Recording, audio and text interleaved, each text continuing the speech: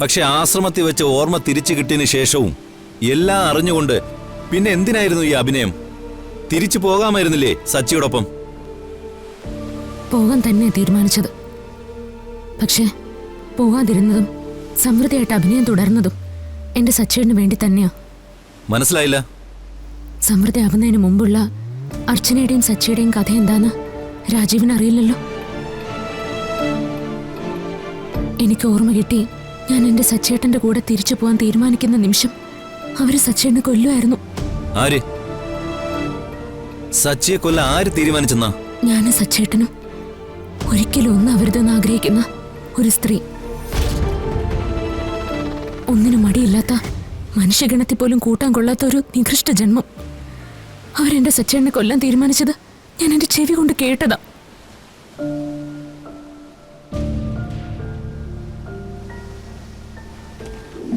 രണ്ടുപേരും തമ്മിൽ കണ്ടുമുട്ടിയാ അവർ മേടത്തെ തീർക്കും. അതല്ലേ കറക്റ്റ്? അതിനു മുമ്പ് സച്ചി അർച്ചനയും എനിക്ക് ഫിനിഷ് ചെയ്യണം. അർച്ചനയ്ക്ക് ഓർമ്മ തിരിച്ചു കിട്ടിയാൽ ആ നിമിഷം സച്ചി തീർത്തേക്കണം.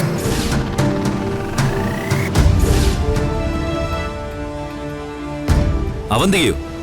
അതെ, ആട്ടിൻ തോലിട്ട ചെന്നായിയാണ് അവന്തിക. എന്റെയും സച്ചേന്റെയും കുടുംബത്തോട് അവൾ ചെയ്ത ദ്രോഹങ്ങൾ ഇപ്പോഴും രാജീവിന് അറിയില്ല. ഇപ്പോഴും ഈ കളിയുടെ കടിഞ്ഞാൺ അവളുടെ കയ്യിലാണ്. അവള് ചെയ്ത കൊടും ചതികൾക്കുള്ള ശിക്ഷ വാങ്ങിക്കൊടുത്ത് അവളെ ജയിലിലാക്കാതെ ഞങ്ങൾക്കൊരിക്കലും സമാധാനമായിട്ട് ജീവിക്കാൻ പറ്റില്ല രാജീവ്. അവന്തിക എന്റെ ആരാണെന്ന് അറിയാമോ രാജീവിന്? അറിയാം. അവന്തിയെക്കുറിച്ചും അർച്ചനയെക്കുറിച്ചും നെല്ലിശ്ശേരി വീടിനെ കുറിച്ചും ഒക്കെ എനിക്കറിയാം. സച്ചിയുടെ ഏട്ടന്റെ ഭാര്യയായിരുന്നു അവർ എന്ന കാര്യവും എന്റെ അന്വേഷണത്തിൽ ഞാൻ മനസ്സിലാക്കിയിട്ടുണ്ട്. അതുമാത്രമേ രാജീവ് മനസ്സിലാക്കിയിട്ടുള്ളൂ. സച്ചിയേട്ടന്റെ വധുവായി നെല്ലിശ്ശേരിയിലേക്ക് വലതുകാല് വെച്ച് കയറിയ നിമിഷം മുതൽ അവന്തിക ഞങ്ങളോട് ചെയ്ത ക്രൂരതകൾ, എന്റെ ജീവിതത്തിൽ അവരുണ്ടാക്കിയ നഷ്ടങ്ങൾ, ദുരന്തങ്ങൾ, അതൊന്നും ഒരിക്കലും പൊറുക്കാനാവില്ല എനിക്ക്. അപ്പോ അവന്തികയെ ഭയന്നിട്ട് മാത്രമാണ് അർച്ചന സച്ചിയുടെ അടുത്തേക്ക് തിരിച്ചു പോകാതിരുന്നത്? അല്ല രാജീവ്, എനിക്ക് ഓർമ്മയില്ലാതിരുന്ന കാലം അത്രയും എന്നെ സംരക്ഷിച്ചതിനും എനിക്ക് തന്ന സ്നേഹത്തിനും എന്നോട് കാണിച്ച കാരുണ്യത്തിനും കരുതലിനും ഗോകുലിനും കുടുംബത്തിനും ഞാൻ പകരം നൽകേണ്ടത് ഒരു തകർച്ചയല്ലെന്നുള്ള ബോധ്യം എനിക്കുണ്ടായിരുന്നു. അതുകൊണ്ടാ ഗോകുലിനെയും ഈ കുടുംബത്തെയും വലിച്ചെറിഞ്ഞു പോവാൻ എന്റെ മനസ്സ് അനുവദിക്കാത്തത്.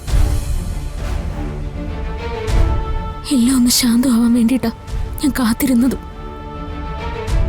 പക്ഷെ ഇപ്പോ എന്റെ കണക്കുകൂട്ടലുകൾക്കും അപ്പുറമാണ് കാര്യങ്ങൾ.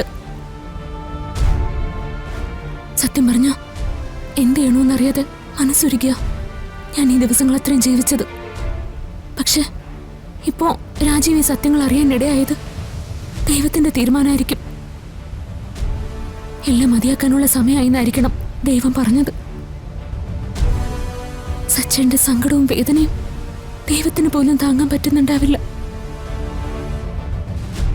രാജീവ് പറഞ്ഞതുപോലെ ഈ ആൾമാറാട്ടം അതിവിടെ വെച്ച് നിർത്താം. സച്ചിന്റെ അടുത്തേക്ക് മടങ്ങിപ്പോവാൻ തന്നെയാണ് എന്റെ തീരുമാനം.